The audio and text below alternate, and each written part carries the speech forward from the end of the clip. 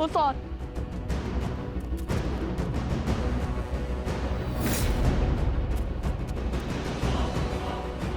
सोमकरण, वो रहा, शीघ्रता करो। रुको।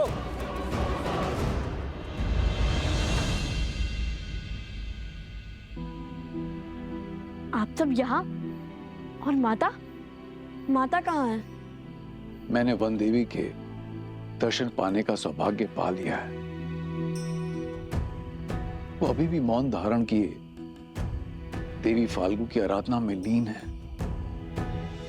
मेरी इच्छा पूर्ण करने के लिए, मुझे ये सुख देने के लिए धन्यवाद माता। ये मेरा नहीं, आपके सुकर्मों का, आपकी शुद्ध भक्ति का प्रताप है देवी सीता। मैं आपके तप से प्रसन्न हुई, परंतु अब मुझे आपके पुत्रों से कुछ चाहिए। मेरे पुत्रों से? क्या माता?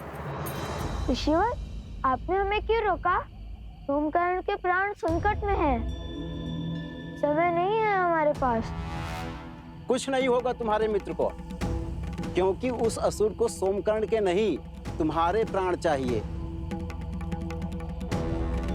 अपने राजा मकरासुर की मृत्यु का प्रतिशोध चाहिए। तो क्या अपने प्राण बचाने के लिए अपने मित्र के प्राण दांव पर लगाएंगे हम?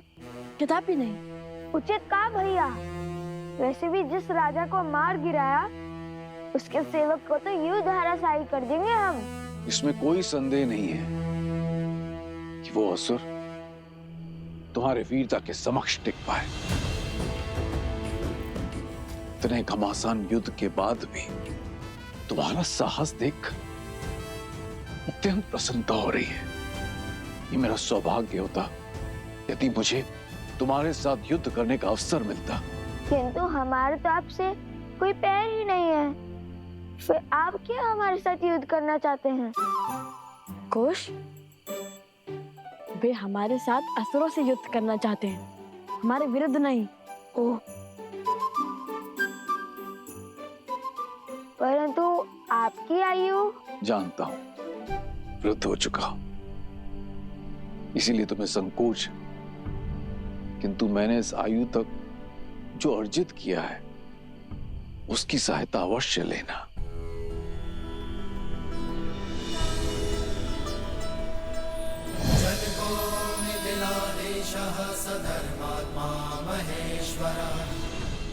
उपहार के रूप में मैं तुम्हें यह देना चाहता हूं, ये तुनीर जो स्वयं भगवान परशुराम ने मुझे दिया था।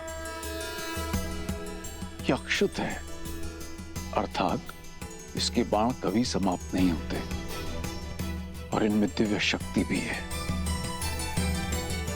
ये लो पुत्र। नहीं, किंतु ये आपको मिला आशीर्वाद है और ये आपने अर्जित किया है, इसे मैं नहीं ले सकता। परंतु सोमकर्ण को लौटा लाने में तुम्हारी सहायता करना मेरा धर्म है। क्या तुम मुझे मेरे धर्म से वंचित करोगे ऋषि कुमार?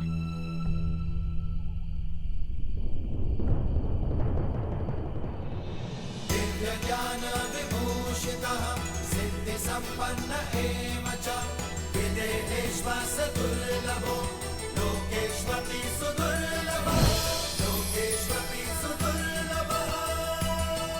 विजयी भव। अब आप जाइए महाराज, और हमारे लिए चिंतित ना हो। हाँ, यदि श्री राम ने चाहा तो हम शीघ्र ही ये भेंट लौटाने आएंगे।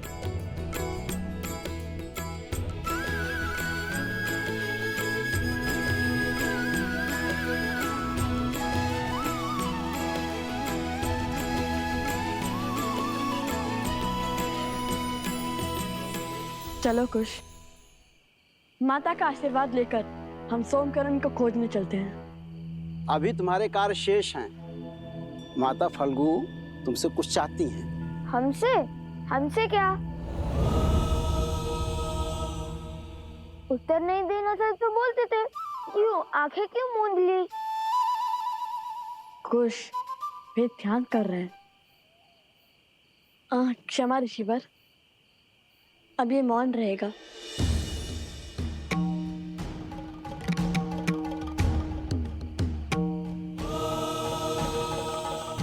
आदेश दे देवी, क्या करना है मेरे पुत्रों को।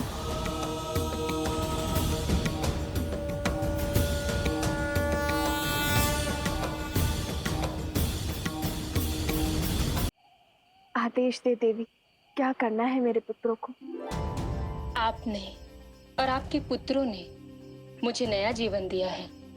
सीता, मैं चाहती हूँ आपके पुत्र अपने हाथों से मेरे इस तट पर एक मंदिर बनाएं। आपका।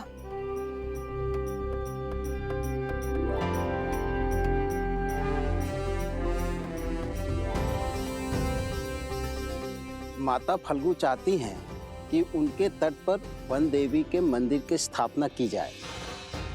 क्या? क्या? और मंदिर का निर्माण करेंगे लव कुश। वन देवी की, वन देवी की, वन देवी की, वन देवी की। वहाँ क्या हुआ? ऋषि असुरी के तप में मेरी इच्छा जानने की शक्ति, उन्होंने ये इच्छा सबको बता दी। आपका आभार माता। जो भी श्रद्धालु आपके मंदिर में आकर आपके दर्शन करेगा, उसे लव कुश जैसे ही संस्कारी पुत्रों की प्राप्ति हो।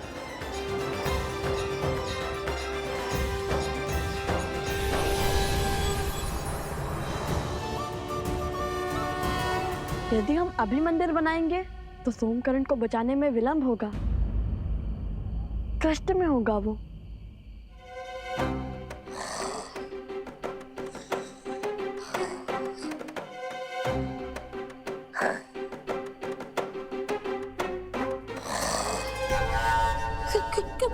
कौन है?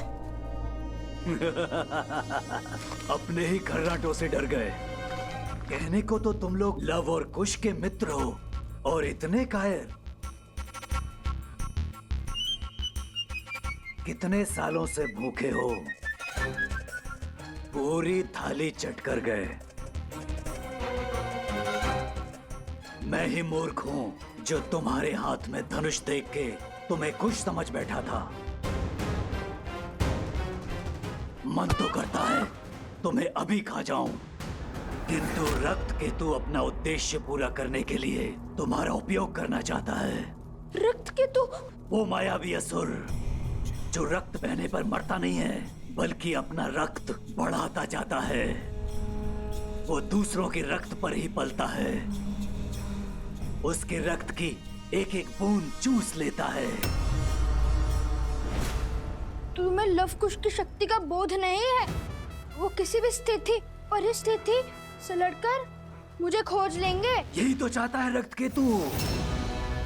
लव और कुश उन तक पहुंचे क्या आए।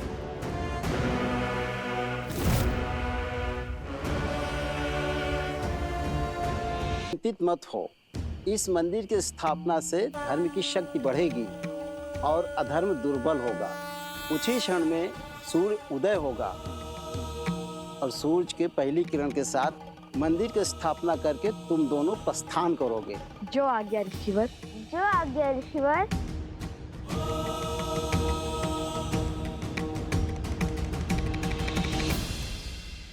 माता,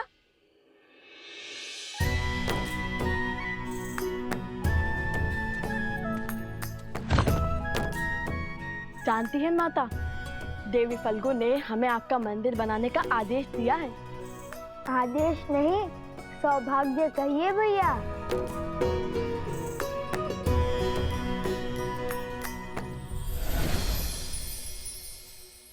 देखिए माता, महाराज जनक का तुनीर। उन्होंने उपहार में दिया है हमें।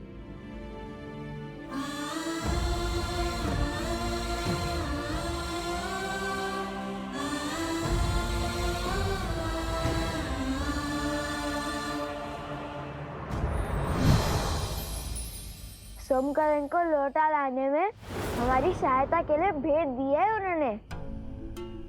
सोमकरण? क्या हुआ है उसे? माता, मकरासुर का एक असुर सैनिक उसे उठा ले गया।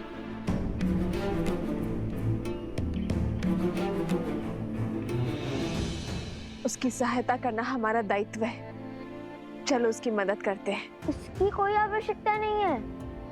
मेरा मतलब है कि ऋषि अश्विनी ने पहले मंदिर बनाने और फिर भोर की पहली किरण के साथ सोमकरण को खोजने का आदेश दिया है, जिससे धर्म की शक्ति बढ़ेगी और अधर्म दुर्बल होगा। उचित कहा ना ऋषिवर?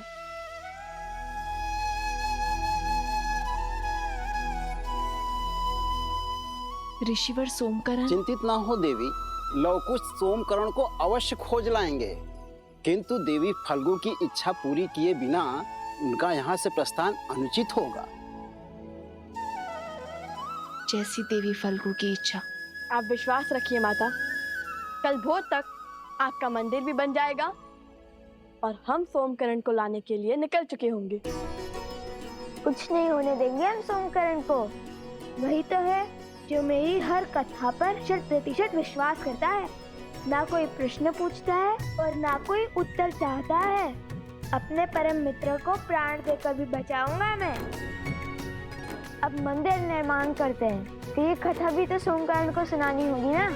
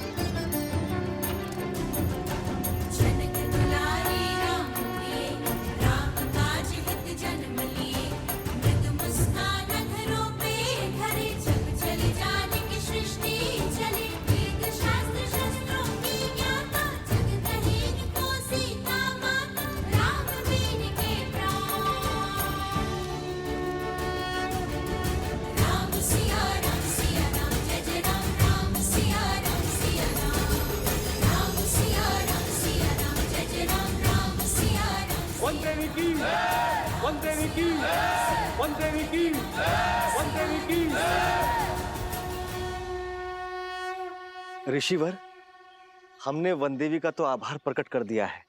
अब बारी उनके पुत्रों को धन्यवाद देने की है। हम सब उनके आभारी हैं ऋषिवर।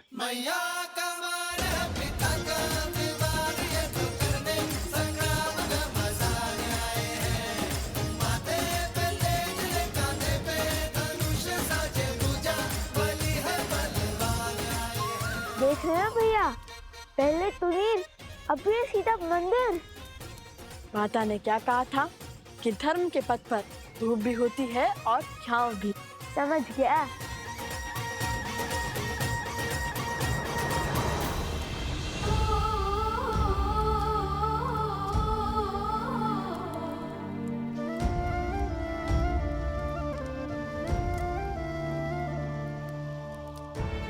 जितनी अधूरी ये सीता आपके बिना है, उतना ही अधूरा ये मंदिर आपके बिना है श्री राम।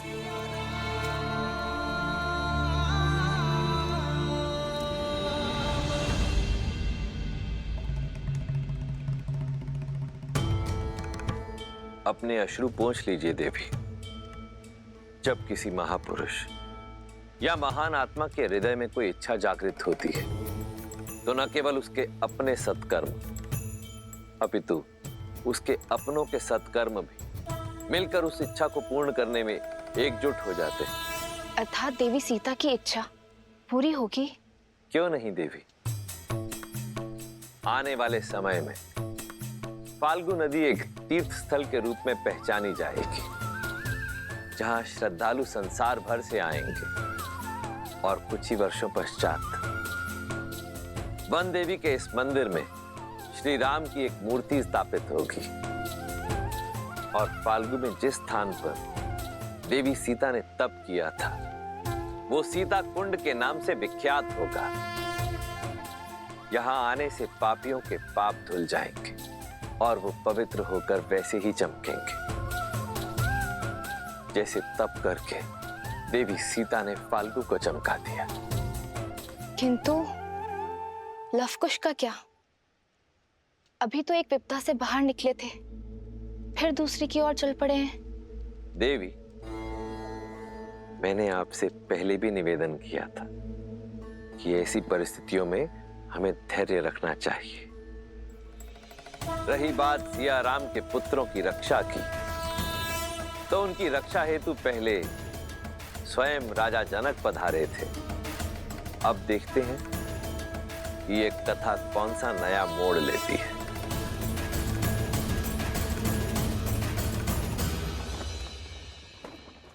क्षमा करें प्रभु, मुझे नहीं लगता कि भरत भैया आपका ये आदेश स्वीकार करेंगे। प्रभु, वो प्राण दे देंगे, किंतु आपके रहते वो अयोध्या का सिंहासन नहीं स्वीकारेंगे। भरत को मानना होगा हनुमान, क्योंकि ये उसके बड़े भाई का आग्रह है, अयोध्या के महाराज का संदेश है। भरत अयोध्या के साथ प्रतिबद्ध होगा, मैं स्वयं उसका राज्याभिषेक करूंगा।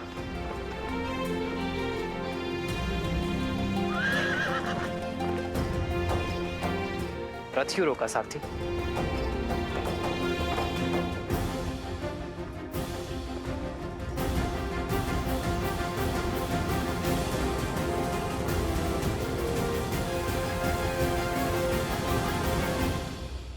निश्चिंत होकर जाइए माता, और हमारे लिए चिंतित न हो।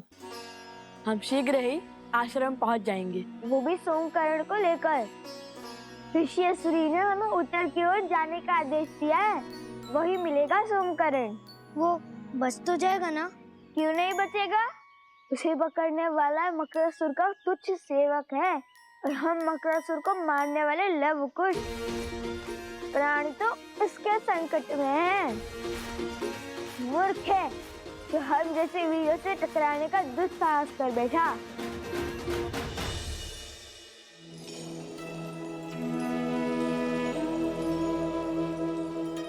अपना ख्याल रखना। जी माता।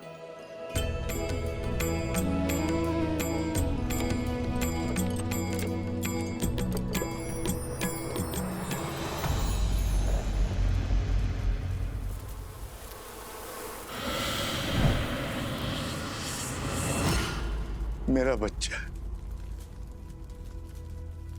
चंद्रमा,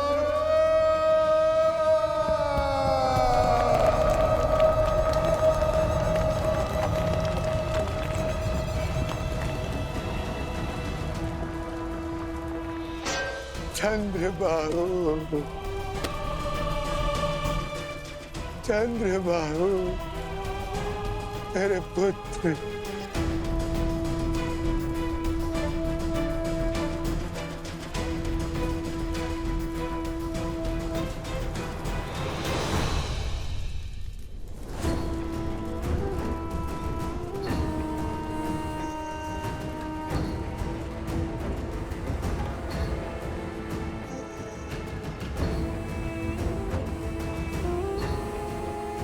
बहुत प्रसन्न होगी ना तुम? प्रसन्न होगी ना अपने पति को छलकर अपने पत्नी धर्म से विमुख होगा? अरे जिसके प्राण ले लिए उसके लिए विलाप का स्वांग क्यों? तुमने मारा है मेरे पुत्र को, तुमने। हाँ हाँ हाँ, मैंने मारा है उन्हें। मैं हूँ दोषी। मैंने ही उन्हें आंख बंद करके अपने पिता का अनुसरण करने दिया। कभी उन्हें धर्म का मूल्य नहीं समझाया, न्याय और सत्य का दर्पण नहीं दिखाया।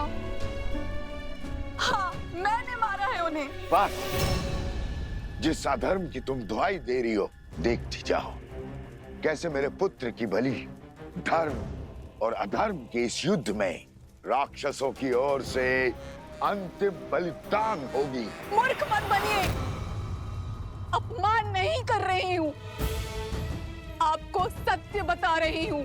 आप चाहे कुछ भी कर ले, आपका पुत्र वापस लौट के नहीं आने वाला, और उनकी आत्मा को आपके झूठे धर्म की हार, धर्म की जीत से कोई अंतर नहीं पड़ता।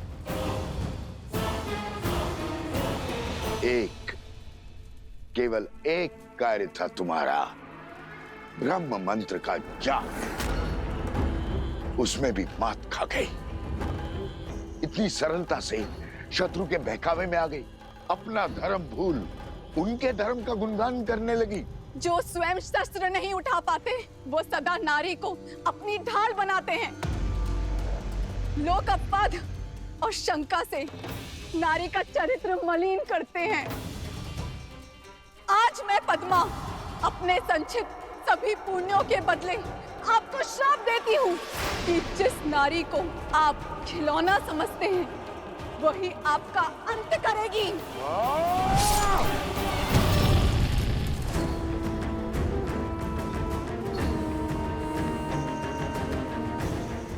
जिस नारी को आप खिलौना समझते हैं वही आपका अंत करेगी।